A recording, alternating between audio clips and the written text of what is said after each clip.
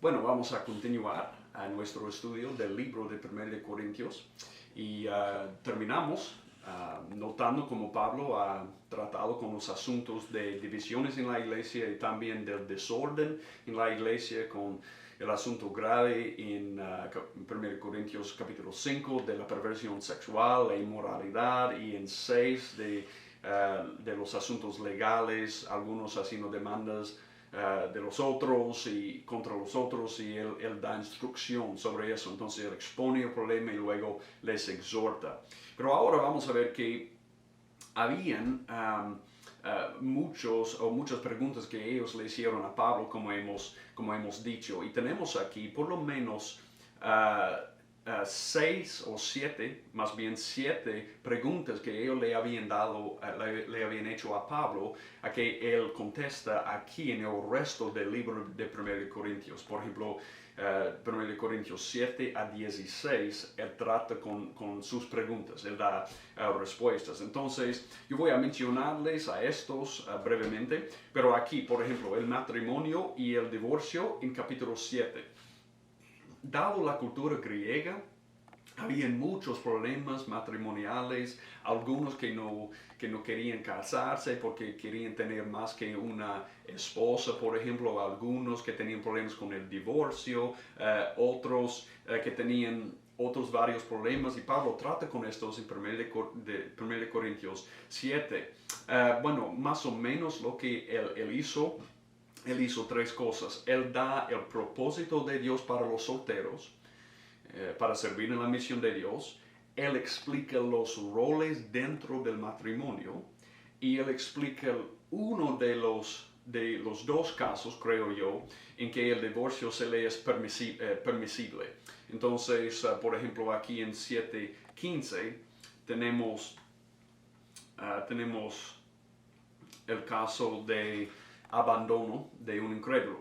Él dice aquí, pero 7:15, pero si el incrédulo se sepárese, pues no está el hermano o la hermana sujeto a servidumbre en semejante caso, sino que a paz nos llamó Dios. Y muchos, y esta es mi perspectiva, creen que eso es uno de los 2 casos que encontramos en la Escritura en que el divorcio se les es permisible. No es algo preferible, pero es permisible. Entonces yo creo que eso es lo que Pablo nos da ahí. Él da instrucciones sobre lo que los solteros deben hacer, los roles en el matrimonio, cómo servir a Dios en los dos, casos, y también qué pasa cuando un incrédulo abandona a un creyente, que debe hacer el creyente. Entonces él lideraba con esas preguntas. También tenemos en capítulo 8, tenemos la libertad y el libertinaje. Ellos habían escrito a Pablo sobre si debemos comer o no comer comida sacrificada a los ídolos. Bueno, eso obviamente fue un problema en una ciudad como Corinto, en que en el mercado ellos estaban vendiendo carne que había sido sacrificado a los ídolos, y algunos tenían la conciencia de, bueno, sabemos que los ídolos no son nada, Dios es el único, y para nosotros tenemos una conciencia tan fuerte para comer la carne sacrificada a un ídolo, y otros esto era un asunto de conciencia. Ellos no tenían la libertad en sí mismo para comer esto. Entonces, por ejemplo, vemos aquí en 1 Corintios 8, 1 Corintios 8, vamos a comenzar en versículo 7. Pero mira esto: pero no en todos hay este conocimiento, porque algunos, habituados hasta aquí a los ídolos, comen como sacrificado a ídolos, y su conciencia, siendo débil, se contamina. Él dice, bueno, para algunos de ustedes saben que los ídolos no son nada, que Dios es todo, y entonces para ustedes pueden comer sin tener un problema de conciencia. Pero algunos otros, ellos tienen problemas de conciencia en comer estas cosas. Entonces, ¿qué deben hacer? ¿Deben hacer los fuertes? ¿Deben comer sin pensar en los débiles? No. Mira lo que Pablo dice aquí en 1 Corintios 8:9. Pero mirad que esta libertad vuestra no venga a ser tropezadero para los débiles. Y de nuevo aquí en versículo 13, por lo cual si la comida le es a mi hermano ocasión de caer, no comeré carne jamás para no poner tropiezo a mi hermano. Él dice, bueno, está bien para ustedes que no tienen un problema de conciencia para comer esas cosas porque saben que Dios es el único, los ídolos no son nada, pero lo que cuenta más que ese conocimiento es el amor que tú tienes para tu hermano. Y si tu hermano tiene un problema con eso, en lugar de en lugar de poner un tropiezo, tú debes restringir tu libertad para no comer por amor de tu hermano. Y eso es lo más importante. Pablo dice, eso es lo más importante. Entonces él lidera con esa cuestión en 1 Corintios 8. También tenemos en 1 Corintios 9 las mujeres y la adoración en culto público. Algunas mujeres estaban enseñando sobre los hombres en la congregación y algunos no se vestían apropiadamente para el culto público. Entonces Pablo quiere recordarles del patrón que Dios había creado para reflejar la gloria de la Trinidad. Bueno, él quiere darles órdenes sobre qué hacer en el culto público y cómo comportarse correctamente dado el orden que Dios ha creado. Mira 1 Corintios 11, yo voy a leer 1 a 5. Él dice, sed imitadores de mí así como yo de Cristo. Os alabo, hermanos, porque en todo os acordáis de mí y retenéis las instrucciones tal como os las entregué. Pero quiero que sepáis que Cristo es la cabeza de todo varón y el varón es la cabeza de la mujer y Dios es la cabeza de Cristo. Todo varón que ora profetiza con la cabeza cubierta afrenta su cabeza, pero toda mujer que ora o profetiza con la cabeza descubierta afrenta su cabeza, porque lo mismo es que si se hubiese rapado. Entonces Pablo quiere dar instrucciones como mantener el orden que vemos en la Trinidad que la iglesia debe reflejar. Entonces, bueno, vamos a tratar con esto más cuando hablamos de 1 de Timoteo.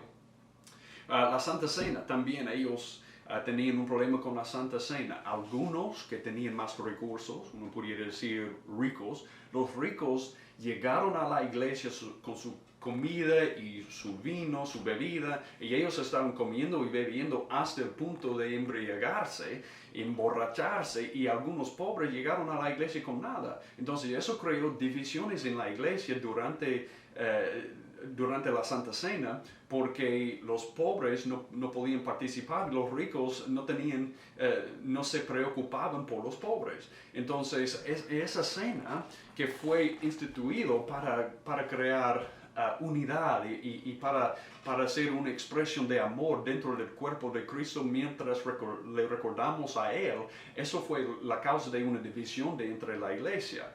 Y mira lo que Pablo dice aquí, por ejemplo, 1 Corintios 11, 17, vemos abusos en la cena del Señor. Pero al anunciaros esto que sigue, no os alabo, porque no os congregáis para lo mejor, sino para lo peor. Wow. Pues en primer lugar, cuando os reunís como iglesia, oigo que hay entre vosotros divisiones y en parte lo creo. Porque es preciso que entre vosotros haya disensiones para que se hagan manifiestos entre vosotros los que son aprobados. Cuando pues os reunís vosotros, esto no es comer la cena del Señor, porque al comer cada uno se adelanta a tomar su propia cena y uno tiene hambre y otro se embriaga. Bueno, él dice pues que no tenéis casas en que comáis y bebáis, o menospreciáis la iglesia de Dios y avergonzáis a los que no tienen nada, que os diré, os alabaré, en esto no os alabo. Él dice, bueno, ustedes no están comportándose bien en este asunto, y por causa de eso, por tomar la Santa Cena o la Cena del Señor indignamente, algunos de ellos habían muerto. Eso es lo que vemos aquí en 1 Corintios 11, 27. De manera que cualquiera que comiere este pan o bebiere esta copa del Señor indignamente será culpado del cuerpo y de la sangre del Señor. Bueno, él dice, cuando ustedes están celebrando esto, una memoria de Cristo en su cuerpo y su sangre, y ustedes están pecando contra tu hermano, tú estás pecando contra el cuerpo de Cristo y menospreciando a Cristo mismo.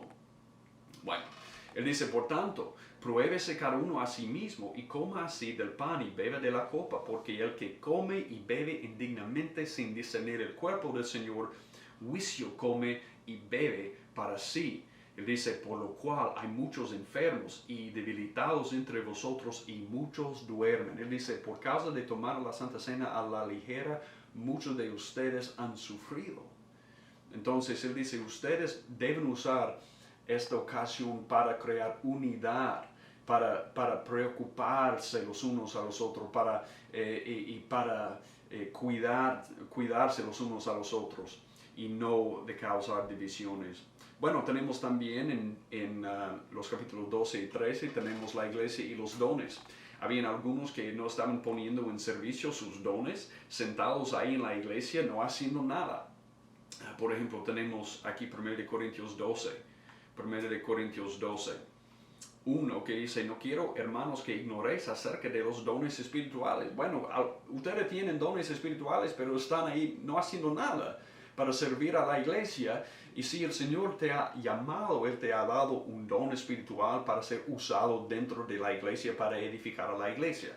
Y ellos no estaban haciendo eso. Entonces Él quiere dar una lista de los diversos dones que Dios da a los creyentes, pero estos diversos dones no crean división, sino unidad dentro del cuerpo de Cristo cuando se usen para servir el cuerpo, para edificar el cuerpo.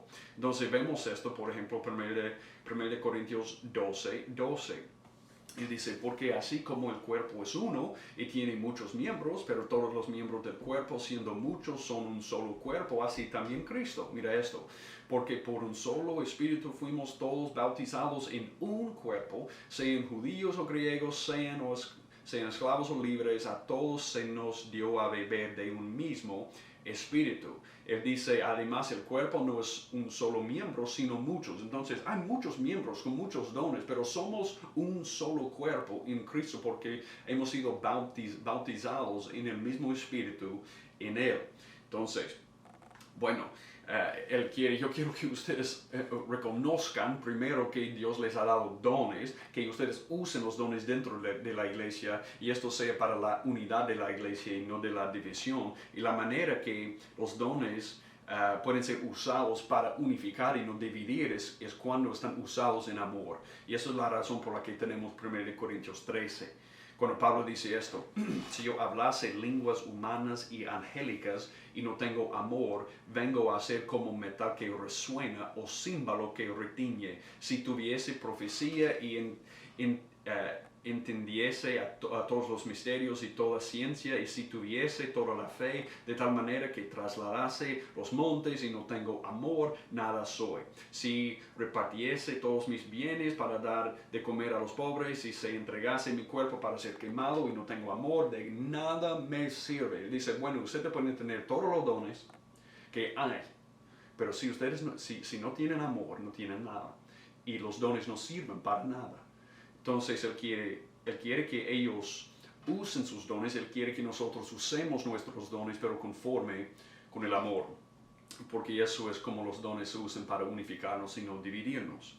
También ellos tenían preguntas sobre la muerte y la resurrección. Esa es la razón por la que Pablo escribió capítulo 15. Habían muchas herejías de que Cristo no realmente murió y que no resucitó al tercer día. Entonces Pablo quiere mostrar la certeza de la obra de Cristo y por eso él escribió 1 Corintios 15, 1 a 4. Mira esto. Además os declaro, hermanos, el evangelio que os he predicado, el cual también recibisteis, en el cual también perseveráis, por el cual asimismo si retenéis la palabra que os he predicado, sois salvos si no creísteis en vano. Porque primeramente os he enseñado lo que asimismo recibí, que Cristo murió por nuestros pecados conforme a las Escrituras, que fue sepultado y que resucitó al tercer día conforme a las Escrituras, que apareció a Cefas, después a los 12, después apareció a más de 500 hermanos a la vez, de los cuales muchos viven aún y otros ya duermen. Él dice, bueno, yo puedo ir ahora en este instante para hablar con ellos que vieron a Jesús vivo después de la muerte. Él dice, yo quiero mostrarles la certeza de su obra. Y bueno, al fin de este capítulo tenemos uno de mis versículos favoritos. Él dice esto, ¿Dónde está muerte tu aguijón? ¿Dónde os sepulcro tu victoria? 55, 56. Ya que el aguijón de la muerte es el pecado, el poder del pecado, la ley, más gracias sean dadas a Dios que nos da la victoria por medio de nuestro Señor Jesucristo. Y por causa de eso, ¿cómo debemos servir? 58. Así que, hermanos míos amados, estad firmes y constantes, creciendo en la obra del Señor, siempre sabiendo que vuestro trabajo en el Señor no es en vano. Bueno, eso es una declaración victoriosa. Y bueno, al fin tenemos ellos con unas dudas sobre las ofrendas a los santos. Había desorden en cuanto al recojo de la ofrenda por la iglesia en Jerusalén. La iglesia en Jerusalén estaba sufriendo y otra iglesia, mayormente gentiles, iba a dar una ofrenda a ellos para apoyarles en su momento de sufrimiento. Entonces Pablo quiso darles instrucción de cómo manejar la situación y levantar esta ofrenda de una manera más ordenada. Entonces él les dio regulaciones aquí en 1 Corintios 16. Mira lo que dice: en cuanto a la ofrenda para los santos, haced vosotros también de la manera que ordené en las iglesias de Galacia. Cada primer día de la semana, cada uno de vosotros ponga aparte algo según haya prosperado, guardándolo, para que cuando yo llegue no se recojan entonces ofrendas. Y cuando haya llegado a quienes hubieres designado por carta, a estos enviaré para que lleven vuestro donativo a Jerusalén, y si fuere propio que yo también vaya, irán conmigo. Entonces él dice: yo quiero ordenar esto. Yo sé que ustedes están luchando un poco con esta idea de una ofrenda por los santos. Entonces esa es la carta de 1 Corintios. Tenemos divisiones y desorden que Pablo enfrenta en capítulos 1 a 4 y 5 a 6, y tenemos él contestando las preguntas en capítulo 7 a 16. Y bueno, simplemente para ver, terminando, Jesús en el libro, vemos Cristo, bueno, a lo largo de este libro, vemos a Jesús, pero vemos a Él específicamente porque vemos como el cuerpo de Cristo, como la iglesia, debe reflejar, bueno, la Trinidad. Que Dios, siendo un Dios, tres personas, tenemos diversidad de dones y miembros, pero somos un solo cuerpo. Y en ese sentido reflejamos el carácter de Cristo, la esencia de nuestro Dios. También Cristo es la cabeza de la iglesia, y siendo su cuerpo debemos seguir la dirección de la cabeza como nuestros cuerpos siguen nuestras cabezas. Yo no sé si ustedes han intentado eso cuando están caminando, pero si tú mueves tu cabeza a este lado, tu cuerpo va a seguir, y debe ser así con la iglesia y Cristo. Y vemos a Cristo como nuestro Salvador resucitado que tiene toda la victoria sobre la muerte, sobre el poder de Satanás, sobre todo. Él es nuestro Salvador, y Él es la primicia o las primicias de una cosecha que vamos a ver. Ya hemos visto parte de la cosecha espiritualmente, como Cristo se levantó de entre los muertos. Él nos ha resucitado espiritualmente, y esta cosecha va creciendo en todo el mundo, en todas las naciones, mientras predicamos el Evangelio y otros reciben a Cristo y están levantados de la tumba de su muerte espiritual. Pero un día vamos a ver no solamente vida espiritual, vamos a ver físicamente cuerpos glorificados semejante o en semejanza al cuerpo glorificado de Cristo. Entonces, bueno, Él es las primicias de una cosecha que vamos a ver en el fin. Y eso es lo que vemos a lo largo de 1 Corintios, Cristo en toda palabra, en cada palabra. Entonces, este es un libro muy importante. Es un libro que Dios ha usado y usa mucho en la vida de la iglesia, y ojalá esto haya sido una ayuda para nosotros, los que están guiando las iglesias, para saber cómo enfrentar los asuntos de comportamiento, los asuntos doctrinales, para que seamos lo que Dios nos ha llamado a ser en la iglesia.